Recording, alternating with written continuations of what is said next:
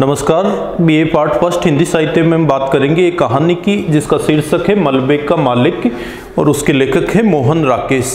ये जो कहानी है अब तक हमने जिन कहानियों का अध्ययन किया है उन सब से भिन्न है। कारण ये है कि ये जो कहानी है ये भारत विभाजन पर आधारित है।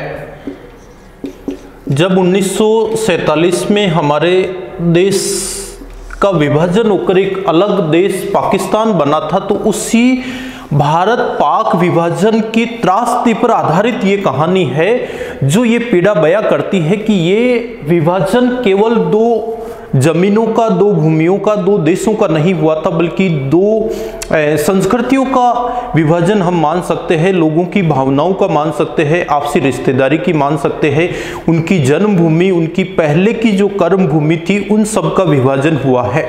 और आज देश के विभाजन को अनेक वर्ष होने के बावजूद भी जो विभाजन की या बंटवारे की जो पीड़ा है उसको लोग भुगत रहे हैं, चाहे वो पाकिस्तान में रहने वाले हो, चाहे भारत में रहने वाले हो। आपने एक फिल्म देखी होगी गदर।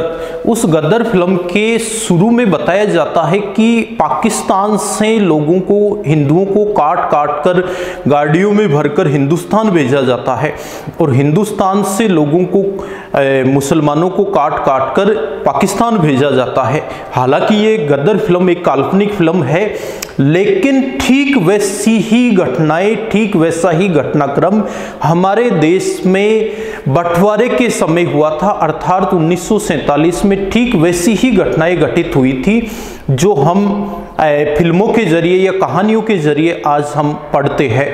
तो ये जो मलबे का मालिक जो कहानी है ये उसी पीड़ा को रेखांकित करती है कि किस तरीके से जबरन हिंदुस्तान में रहने वाले मुसलमानों को पाकिस्तान भेजा गया था और पाकिस्तान में रहने वाले हिंदुओं को हिंदुस्तान में या भारत में भेजा गया था। वे चाहते नहीं थे कि देश का बंटवारा हो, वे चाहते नहीं थे कि हमारी जन्मभूमि को छोड़कर जाए, वे चाहते नहीं थे कि दूसरी जगह जाकर हम स्थापित हो।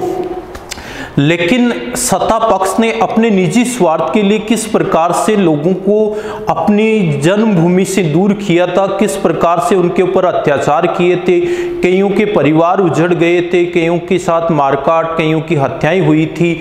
ये ऐसी घटना है जो आज भी हमारे देश के बंटवारे के समय जो होने वाली जो समस्याएं थी वो समस्याएं आज भी ज्यों की त्यों बनी हुई है, आज भी एक समाधान की चाह रखती है। दोनों देश अलग अलग हो गए, दोनों का भौगोलिक जो स्वरूप है वो भिन्न भिन्न हो गया, लेकिन फिर भी दोनों की जो पीड़ाएं है आज भी ज्यों की त्यों है। दोनों के बीच में जो ईर्ष्या है वो आज भी ज्यों की त्यों बनी हुई है। अब ये ईर्ष्या केवल सत्ता पक्ष की तरफ से है। आज भी अधिकांश लोग ऐसे हैं जो पाकिस्तान में रहने के बावजूद हिंदुस्तान से प्रेम करते, हिंदुस्तान में रहने वाले पाकिस्तान से, क्योंकि उनके कभी जो अपने थे वो हिंदुस्तान से पाकिस्तान में गए थे और पाकिस्तान से हिंदुस्तान में आए थे। ऐसी जो कहानी है ये मलबे का मालिक कहानी है। तो इसमें मलबे का अर्थ है कि जो टूटा फूटा जो मकान है उसकी जो अवशेष है उसको मलबा बताया है, और उसका मालिक, जो मालिक होने का जो दावा पहले ये अब्दुल गनी मियाँ उसी मकान का मालिक था, लेकिन जब अब्दुल गनी मियाँ भारत छोड़कर पाकिस्तान चले गए तो वो एक मलबे में तब्दील हो गया था। बाद में एक पहलवान था जिसका नाम अपने कहानी में आया है रखा पहलवान। ये पहलवान अपना मालिकाना हक उस टूटे फूटे खंडर पर या मलबे पर मानता था, जबकि वो मलबा न अब गनी मियाँ का रहा है और न रखे पहलवान का, वो मलबा जो है सरकार का हो चुका है। लेकिन ये कहानी उस मकान के टूटने को लेकर ये बताई है कि केवल वो मकान नहीं टूटा, अनेक परिवार टूटे थे, अनेक लोग मारे जा चुके थे, और जैसे वो मलबा आज भी पूरी घटना को बिना बोले बिना बताए रेखांकित करता है। दो शहरों की अपने इसमें बात हुई है इस कहानी में। एक भारत का जो अपने कहानी में प्रत्यक्ष रूप से आया है वो है अमृतसर, और एक पाकिस्तान के शहर की बात हुई है जो है लाहौर।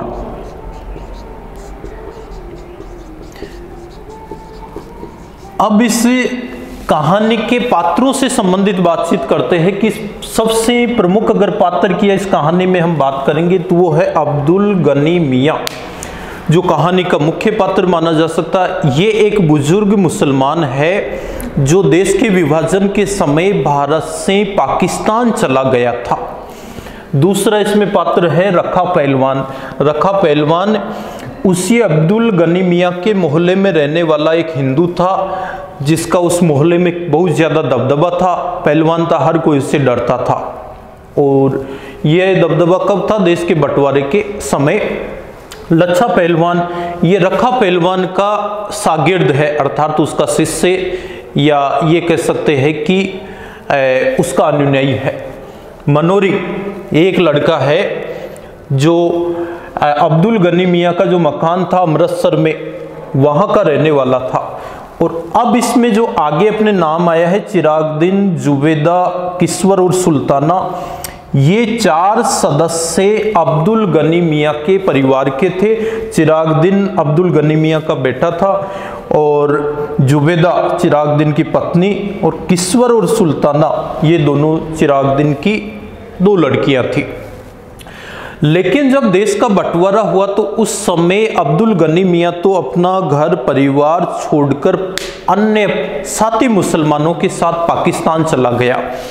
लेकिन ये चिरागुद्दीन, जिसने बंटवारे से ठीक 6 महीने पहले अपना एक नया मकान अमृतसर में बनाया था, उस मकान से बहुत ज़्यादा लगाव होने के कारण, मोहल्ले के लोगों से लगाव होने के कारण वो भारत छोड़कर पाकिस्तान नहीं गया।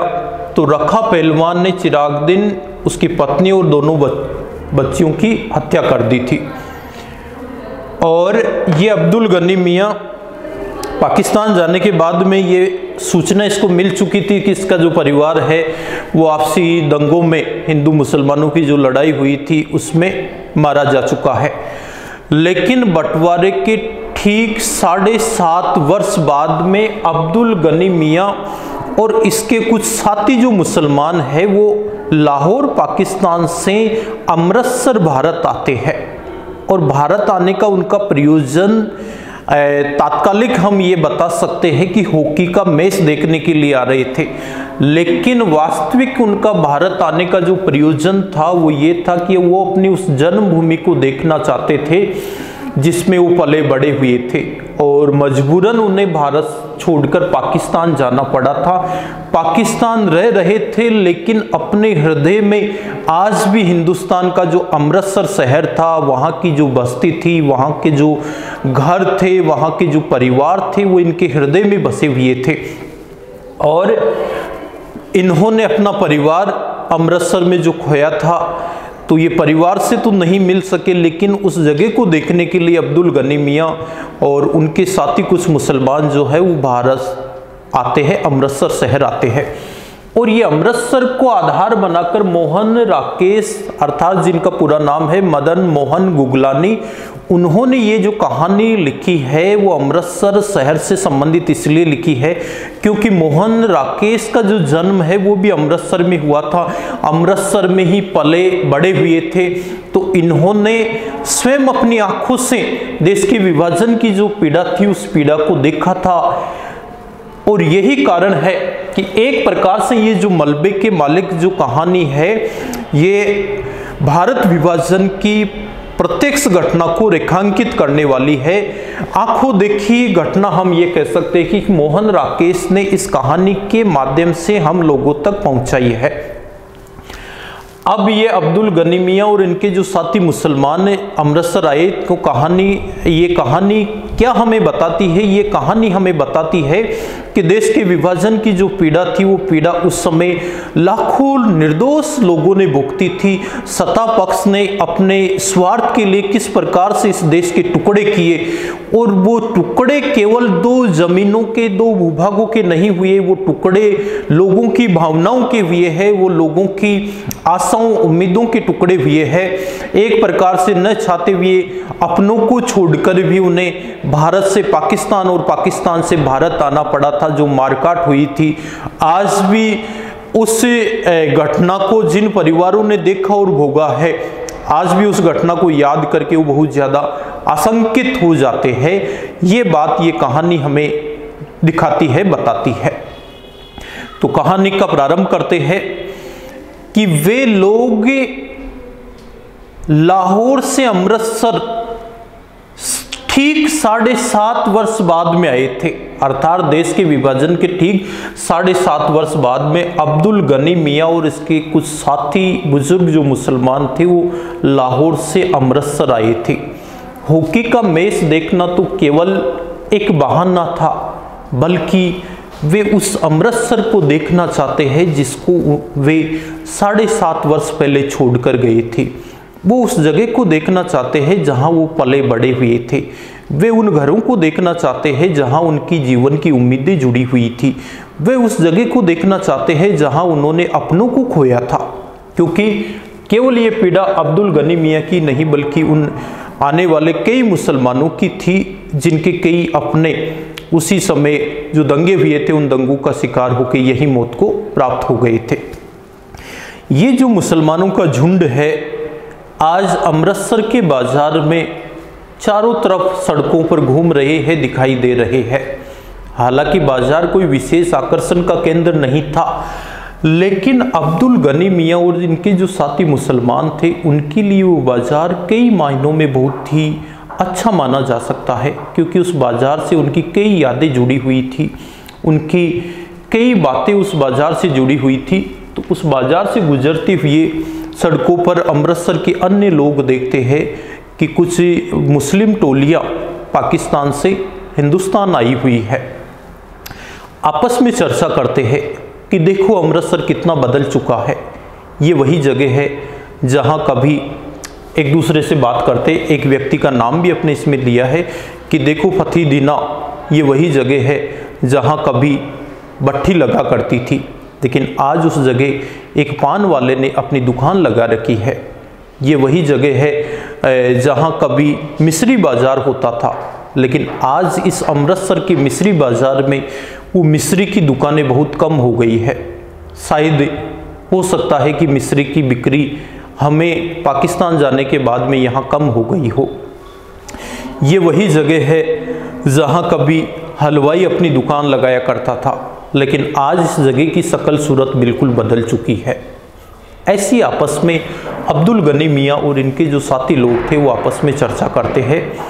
बड़े सड़कों से गुजरते हुए वे तंग गलियों में जाते हैं और वहाँ अलग अलग बट जाते हैं, सब अपने अपने मोहल्ले में पहुँच जाते हैं। क्यों? क्योंकि वह जगह देखना ही उनका उद्देश्य था, न कि हॉकी का मैच देखना।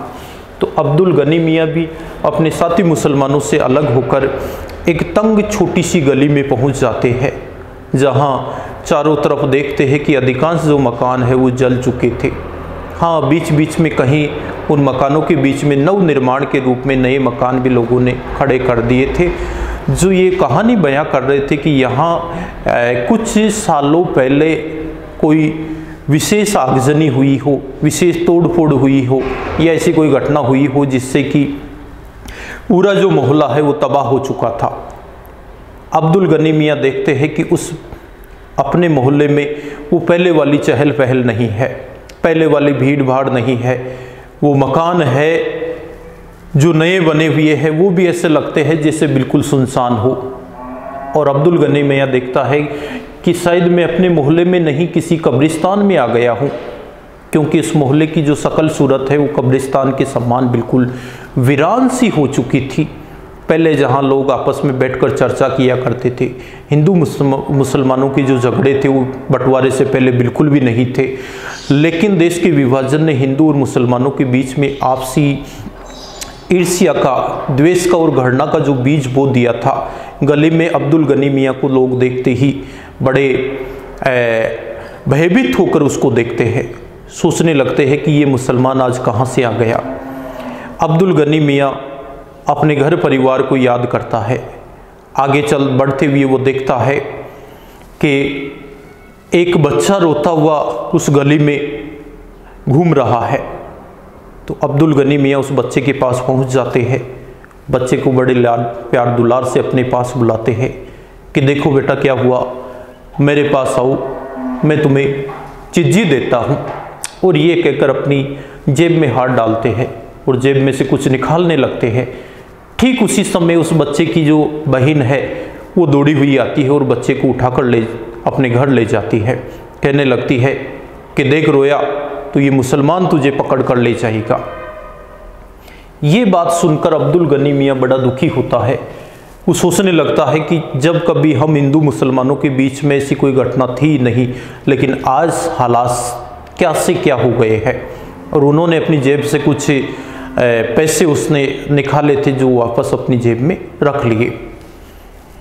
सिर से अपनी टोपी उतारकर अपने सिर को खुजलाने लगता है।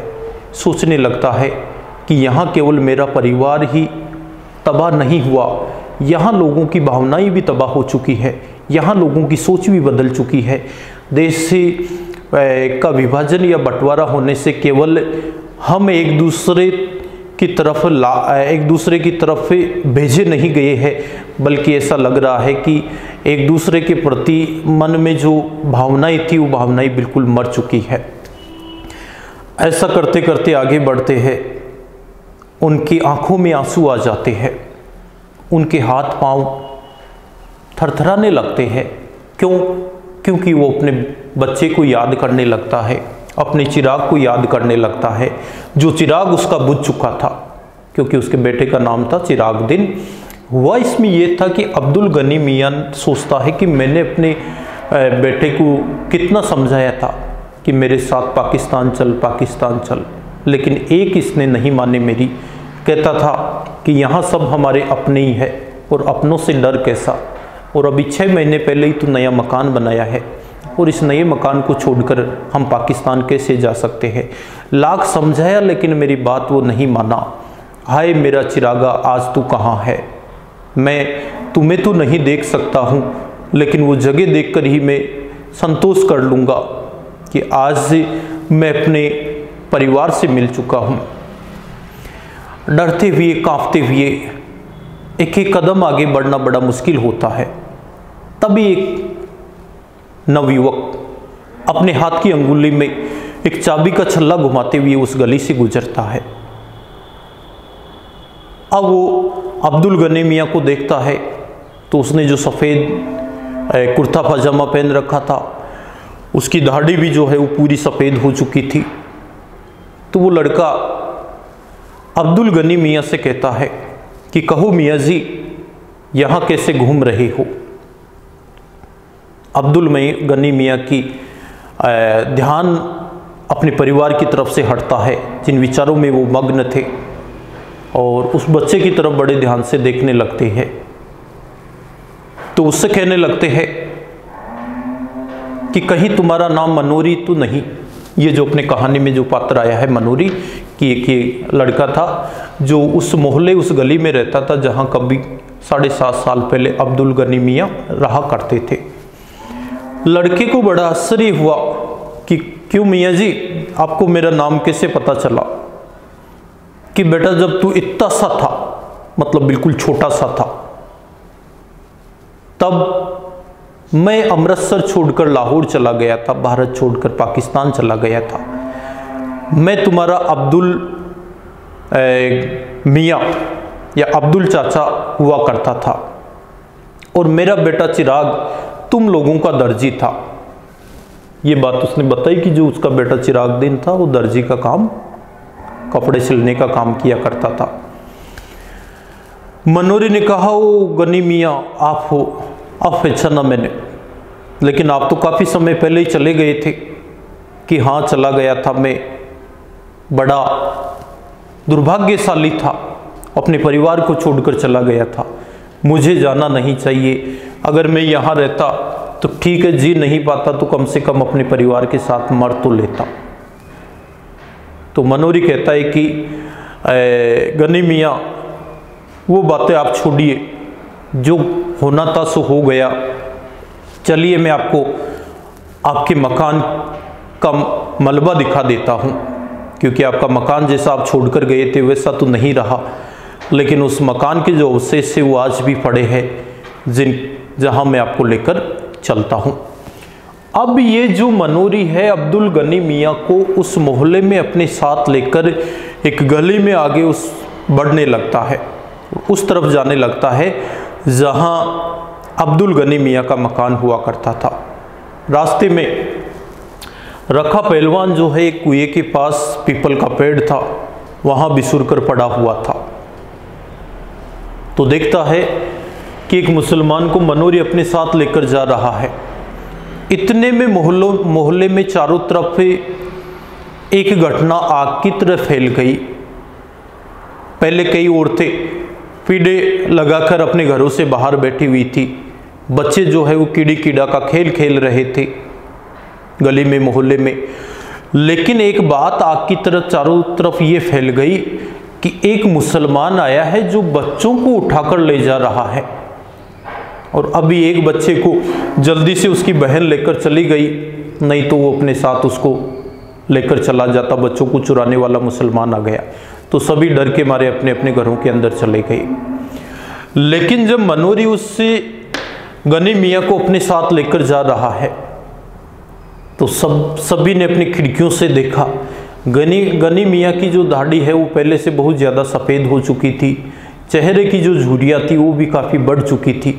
लेकिन लोगों को समझने में देरी नहीं लगी कि ये तो चिराग का बाप है, अब्दुल गनी मियाँ। अब ये अपनी कहानी चल रही है। इसके आगे की जो बातचीत है वो हम अपनी अगली कक्षा में करेंगे। कल आपको इस कहानी के बारे में संपूर्ण जानकारी देंगे।